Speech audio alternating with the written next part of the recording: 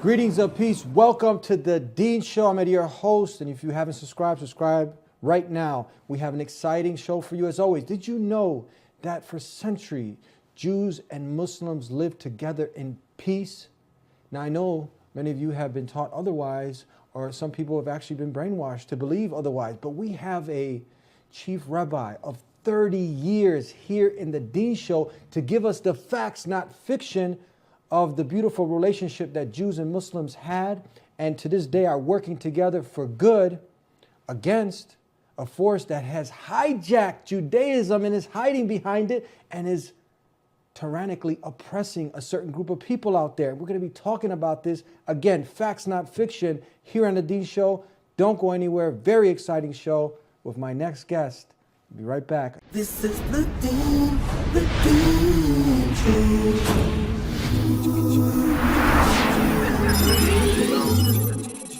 This is the Dean Show. This is the Dean Show. This is the Dean Show. This is the Dean Show. This is the Dean Show. This is the Dean Show. This is the Dean Show. This is the Dean Show. How are you doing, Rabbi Weiss? How are you? How are you? Thank God. Alhamdulillah. Bless the Almighty. Alhamdulillah. Thank God. That's Yes. right. Greetings of peace. Thank you for being with us here on the Dean Show. And you heard me open the show. Time is short, but the Dean Show is out there clearing misconceptions, helping to enlighten the minds. And one of the myths that many people have nowadays is that Muslims, Muslims and Jews, there was never any kind of collaboration, any goodness, that Jews, were persecuted by Muslims. They didn't live together in peace, you know what I mean? And that's why this state had to come into existence to protect the Jewish people. What do you have to say about this?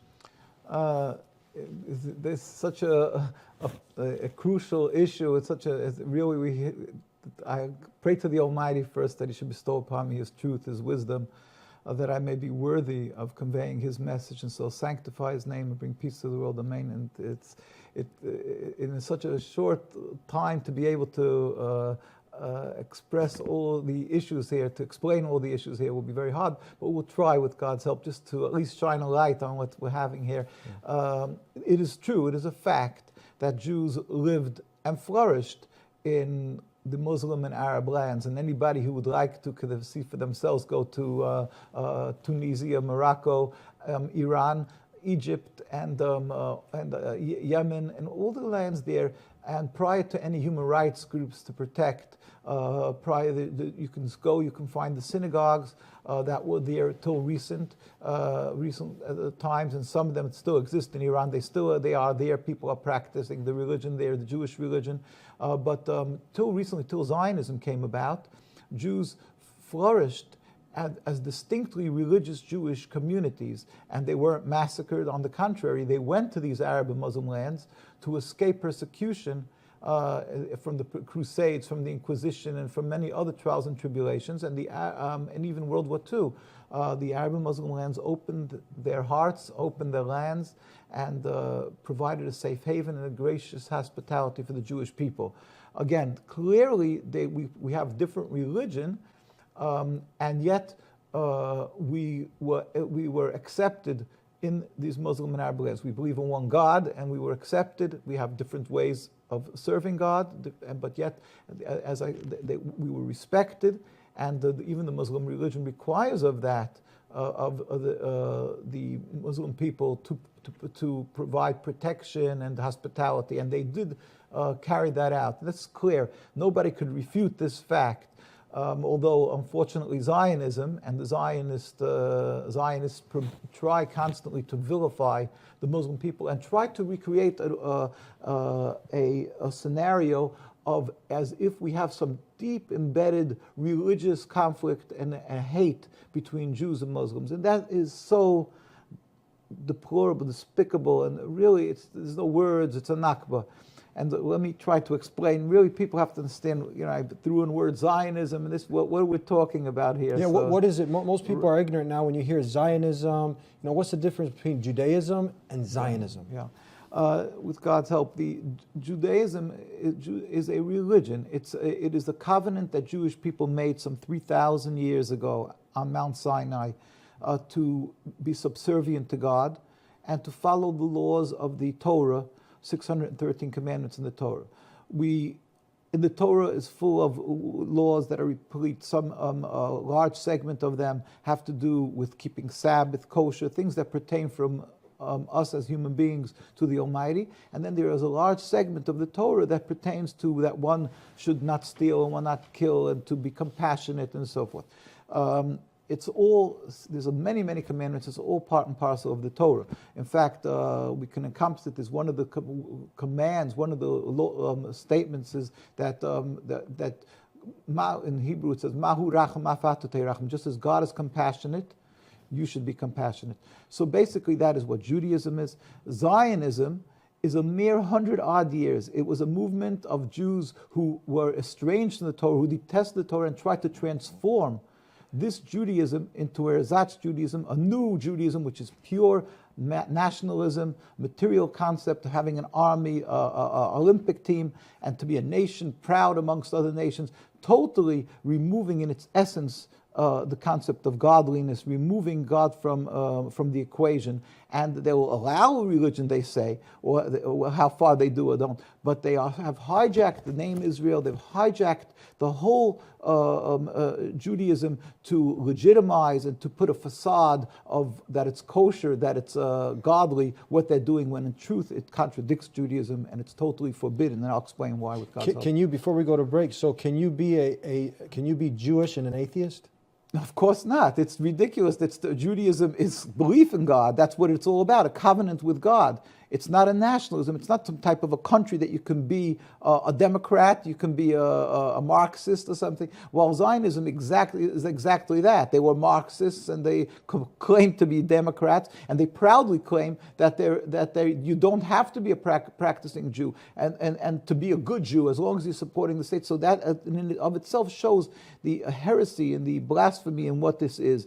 But there's much more to what we're talking about, the issue of Zionism, and I would really have to elaborate a little bit on what this is, on what Zionism, how in every facet it rebels against God, and it is rooted in heresy and non-belief in God, and in doing evil, basically. Before we go to break, just one more thing. It really touched a lot of the hearts when people have heard you say that Jews and Muslims at one point, when they were living before this whole nationalistic, atheistic movement, Zionism, is it safe to say that's what it is, an atheistic, nationalistic movement? Most certainly. Yeah. So now, before that, they were actually babysitting each other's kids. So if you're leaving a kid with someone, your own, flesh and blood, your joy of your heart, this is not your enemy. The most precious possession that a person has. It's what God gave a person. And Jews and Muslims will leave their kids to They lived in the babies. same courtyards. We have many Jews who are alive today, thank God, and they lived in the old courtyards in old Jerusalem. To testify to this. And they could testify this and to this, both from the Arab and Muslim people and the Jewish communities. I have many colleagues of that. We're going to take a break. Yeah. Yes. And we're going to talk about a lot more here in the Dean Show with Rabbi Weiss. Don't go anywhere. Misconception: Muslims are terrorists.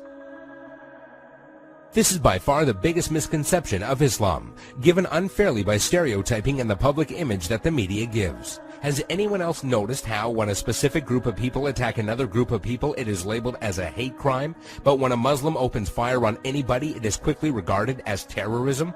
Many political dictators and officials or extremist groups use the name of Islam as a strategy to garner followers and attention when many of their practices go against the true basis of Islam. The media has also portrayed Islam as a cult or a club where if you join you become a terrorist, and that is now part of your agenda. However, all over the world people practice Islam in the true form and use it as a way of life. There are many verses in the Quran that go against the idea of terrorism. Some of these verses include: fight the way of Allah, those that fight you, but do not transgress limits, for God does not love transgressors. This basically means do not fight except in self-defense, and even in doing so, do not go beyond defense. Another verse states, if they seek peace, then you seek peace. Which means, do not attack people for no reason or kill innocent people. There is nowhere in Islam, whether it be in the Quran or the teachings of Muhammad, that promotes the killing of innocent people. Please subscribe to The Dean Show. Follow us on our official Facebook and Twitter pages in the links below. Please also help support The Dean Show by making a donation in the link below. Back here on The Dean Show with Rabbi Weiss, rabbi of 30 years, we're talking about clearing up some of the misconceptions, the myths, and many people, again, we were talking about Zionism, what this actually is. We're clearing up what Judaism is and the difference between the two. Please continue from there. With the help of the Almighty, as I was saying earlier, Judaism is subservience to God and to strictly adhere to the laws of the Torah that God made a covenant with us on Mount Sinai. We must uphold the Torah. That is what Judaism is. Nothing less and nothing more. That's what it is, Judaism. And Zionism is this relatively new movement because it's 100-odd years, while Judaism is 3,000 years. And what it is, a total transformation into nationalism. And first of all, it's rooted in heresy, in blasphemy. What it states is that we have to take a gun to protect us. Where was God by the Second World War? Although Zionism started before the Second, but they say we have to protect ourselves, and they constantly harp on this issue in that our only salvation is with the gun, and totally ignoring the fact that with our salvation as a Jew, what a Jew means is to look to God for protection, to understand that God rules the world. But there's much more than that. Judaism clearly states in the prophecies that we were living in the Holy Land. At the time, there was King David, and then King Solomon built the temple. And then there was the prophets, Jeremiah, Ezekiel, Isaiah, all of them, and they kept on warning the Jews that they have to be on this high level of holiness, and if not, they will be expelled from the land. And this happened with the destruction of the temple 2,000-odd years ago.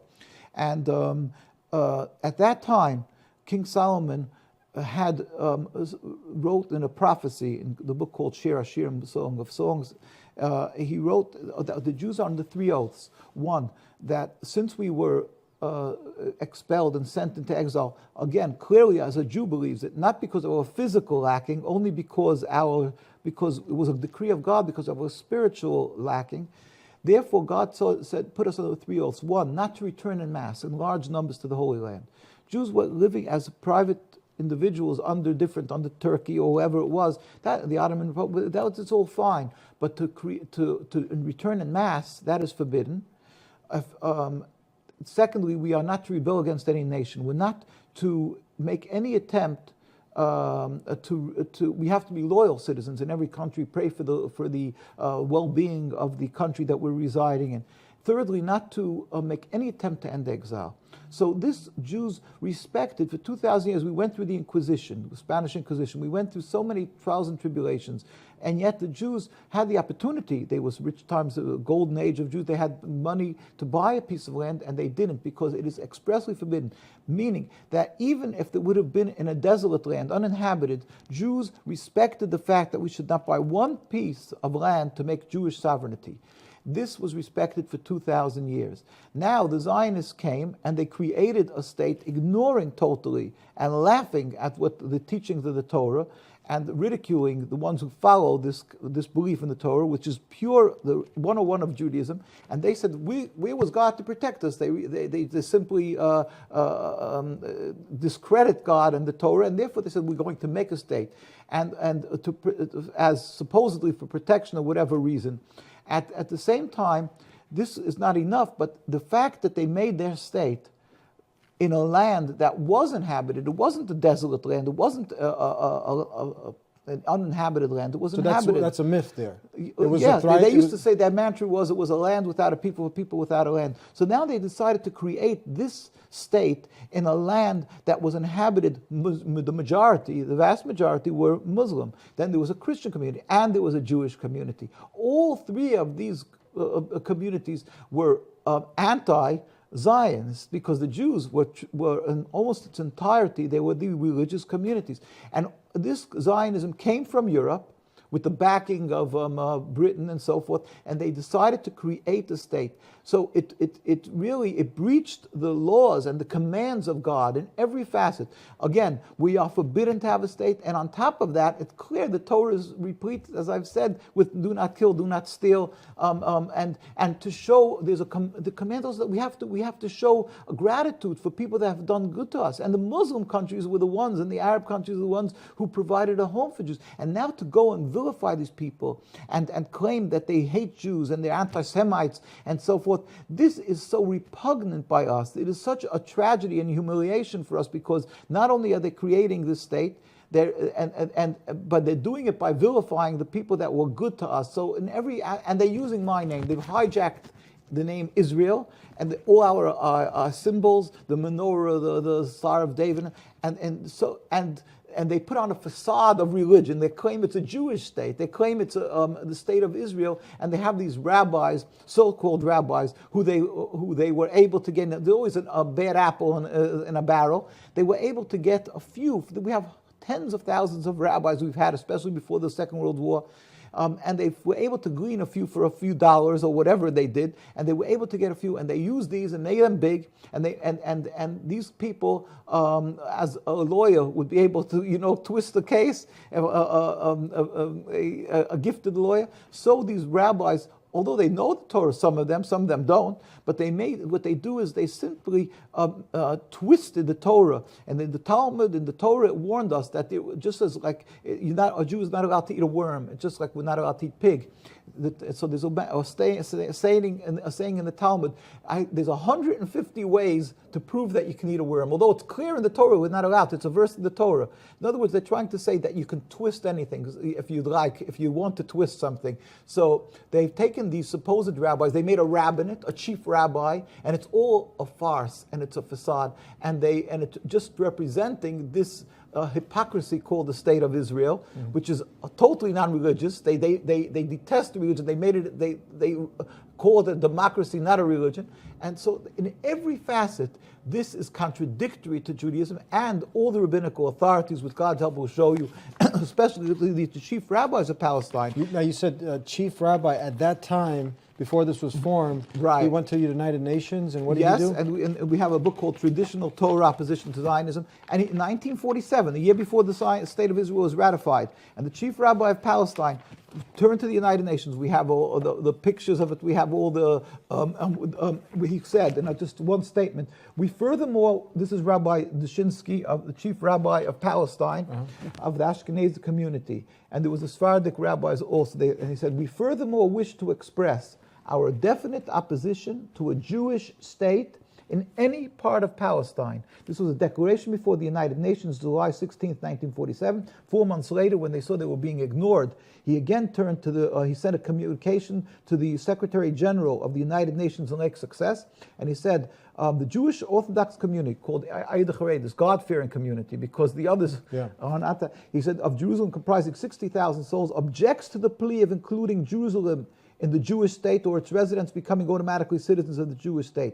Our community demands that Jerusalem be an international zone under your protection, with full autonomy to residents, be free citizens. So basically, what's this? We have to go to break. So right. If somebody wants to Google his name, his name was Rabbi Yosef Tzvi Dushinsky, chief authority of the Jews at that time. He represented the Jewish community, and you can even in the United Nations we have the pictures where he sat with, and it's in the United Nations document. He wasn't the only one. Across the board, we have the rabbis speak out, 130 years of religious Jewish opposition to Zionism, the greatest Torah authorities. Yeah, your grandparents were actually Holocaust survivors. My grandparents were killed in Auschwitz. My father escaped, went to Italy, came to the United States, and he was actually a follower of one of the greatest Torah authorities in Europe. And his name was, they called the Minkacher from a city called Munkach, and Rabbi Shapiro, and he was a great Torah authority, and he was one of the most vociferous against Zionism. But we have many, like the Rabbi Yosef Yisrael Meir Cohen, called the Chavetz Chaim, who wrote, everybody recognized him as the greatest, like one of the greatest codifiers of Jewish laws before the war. And in every community they recognized him. And he said, I'm quoting him, therefore every man, the Zionists are dead limbs of our people, which would cause the entire body to rot. In Omer Ani Masul Melech, paragraph 16. So these are, we're going to take a break, but these are all chief these are all the rabbis, greatest leaders of the community Jewish people. In its entirety, there was you can count on the hand. The Zionists, when they came to be in Europe and all in the other communities in Palestine, the Jewish communities threw them out. They totally ostracized them. They didn't. Zionism was not acceptable in any manner, shape, or form in Judaism. Here with Rabbi Weiss, we're going to take a break. Peace activists calling for peace and Muslims and Jews working together for peace. We'll be right back here on The Dean Show. Please subscribe to The Dean Show. Follow us on our official Facebook and Twitter pages in the links below. Please also help support The Dean Show by making a donation in the link below. Back here on The Dean Show with Rabbi Weiss. Now, usually when people come out and they say anything, they'll get a backlash and people say, look, you're anti-Semitic, right? Or if even a rabbi such as yourself, and we see right now, we're seeing pictures with, I think there was like 50,000 Jews, many rabbis, you can see the pictures right now coming out, and this is in New York, and they're staunchly against this movement that has been responsible for terrorism and terrifying people, innocent people, children, and whatnot. So what do you say? What do you have to say when someone uses these things, right, these nasty words? Yeah, I'm happy that you brought this up because unfortunately the world thinks that the more Jewish you are, the more religious you are, the more Zionist you are. In fact, it is just the opposite. And anybody, if they will take the effort, they will see that invariably, whether it is in Jerusalem, in Al-Quds, in wherever there is a very religious community, in Stamford Hills in London, which is the most religious Jewish community, or in New York, if you just across from Manhattan, it's called Williamsburg, Brooklyn. And I can go on and on. Wherever around the world, the more religious, the more anti-Zionist, because as I've explained, Zionism is totally contradictory. It's really antithetical to Jews. It just, the two cannot meet. It's impossible.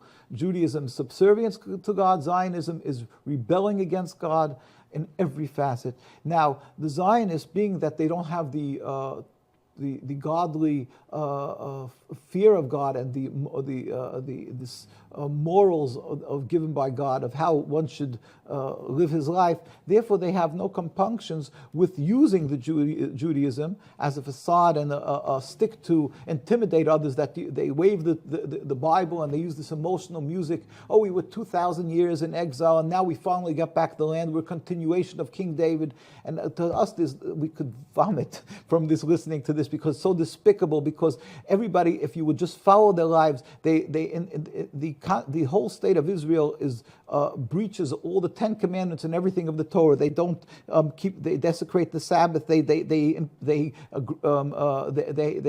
have non-kosher foods. That they have pigs and everything. They dig up graves for archaeological purposes. And I go on and on. They do forced autopsy. But not only that, they brutally beat the Jews who are religious Jews. They detest religious Jews. I just say a statement. Theodor Herzl, in traditional Torah opposition to Zionism, Theodor Herzl wrote that the solution, and I have this in this. We have some of their statements. He said, I'll quote him in his own diary. The way to solve the problem of anti-Semitism is to speak to the head priest of Vienna, to get an appointment with the Pope to make a mass conversion of all the Jews of Austria to Catholicism. That was his solution. It should be done on a Sunday in the middle of the day with music and pride publicly. We are the last generation that held on to the faith of our forefathers. Jews gave their lives for their religion throughout the history. And he says, we'll just drop it with music and pride. And he himself carried out he had one son, and he announced publicly that he's not circumcising his son, the thing that Jews gave their lives for. There was one, Zev Jabotinsky, also one of the fathers of the Irgun, Lechi. There was a prime minister called Begin. He was his mentor. Everybody knows him who follows Zionism. And he wrote in an article in 1919 in Palestine. What book is this now again? This is, again, a traditional Torah opposition to Zionism. It's historic documents on nkusa.org. You can find NKUSA. That's your website. That's our website. You can find it. And he wrote openly in a newspaper called the Chadash's Haaretz, that means the news of the land, 1919, in the national home we will announce that those Jews who have on themselves the rust of exile and they refuse to shave off their beards and earlocks, payas it's called, will be second-class citizens and will not have the right to vote. Now, imagine that. If an Arab person would say this, a Muslim country would say that, the Zionists would be all over them and say, how dare you do it? And they're the protectors of the Jewish people around the world. This is their hypocrisy, what they are. But not only that, the Jewish people, we're never militant. We're not armed. We don't carry arms. And yet when we have simply to voice our opposition to the Zionist occupation of Palestine and what they're doing, we have demonstrations. Now, who are these people? These are rabbis? Some of them are rabbis, some of them are laymen, just now, Jews. These are Zionists, these are the these police. Muslims beating them? These are the Zionists, they're police, they're soldiers. So Zionists are beating them? They're brutally beating them. We have reams and reams of pictures that can go to our site, NKUSA, and there's links. You can see, we have, as you've mentioned, we have demonstrations that never get covered because of their intimidation around the world that you're anti-Semitic if you oppose them. So newspapers fear the fear of to dare speak up against Zionism or to show any sympathy for the Palestinian cause. Here we have tens of thousands of Jews when Netanyahu came to visit President Obama.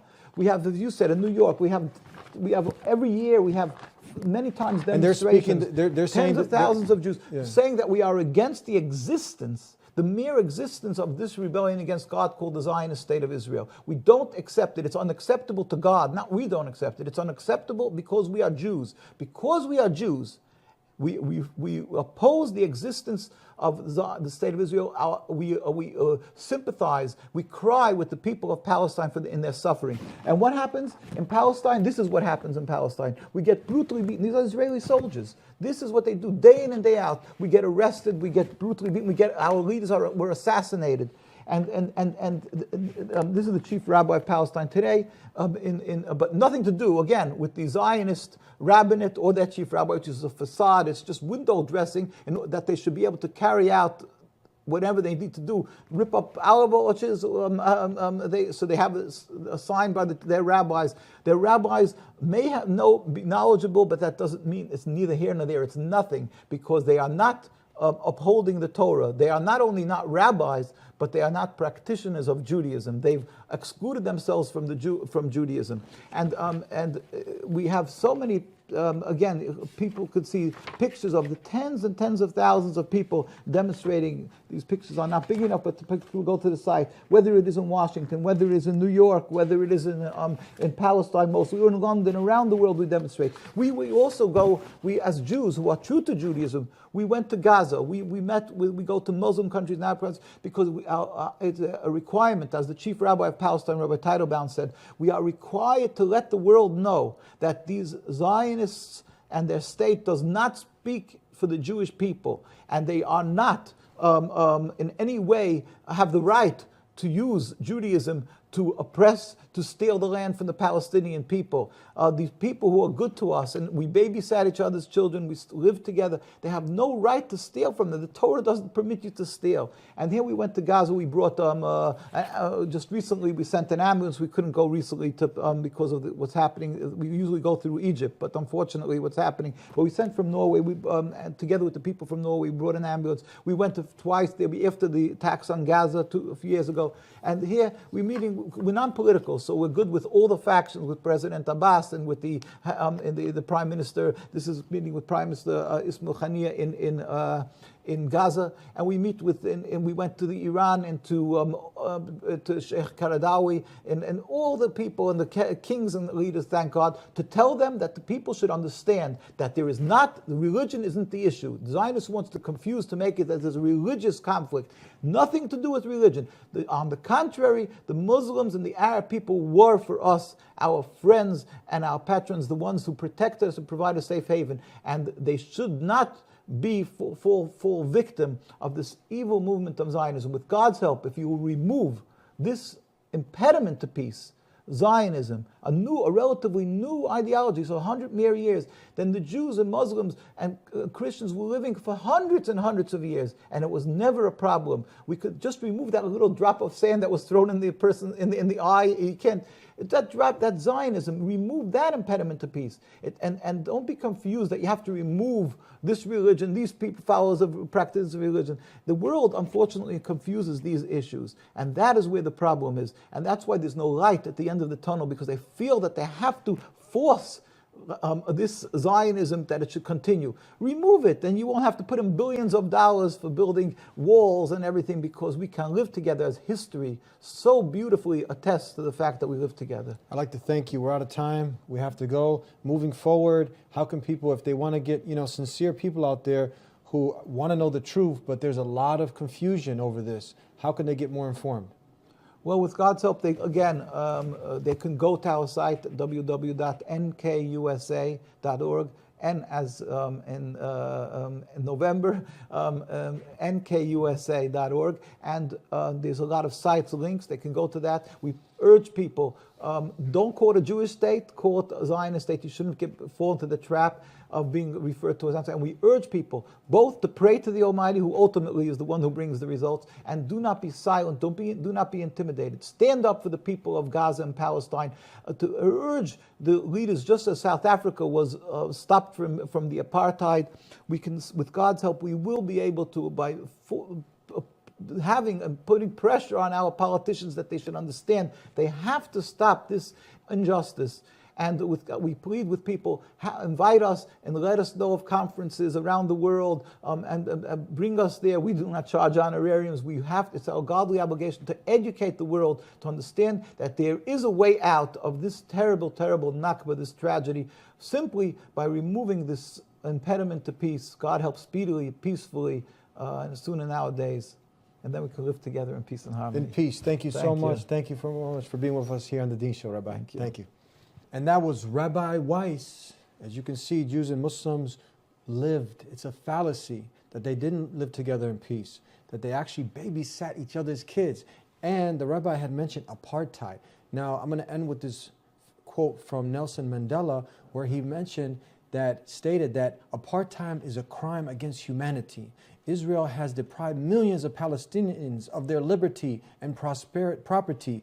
It has perpetuated a system of gross radical discrimination and equality. It has systematically incarcerated and tortured thousands of Palestinians contrary to the rules of international law. It has, in particular, waged a war against a civilian population, in particular, children, in particular, innocent children.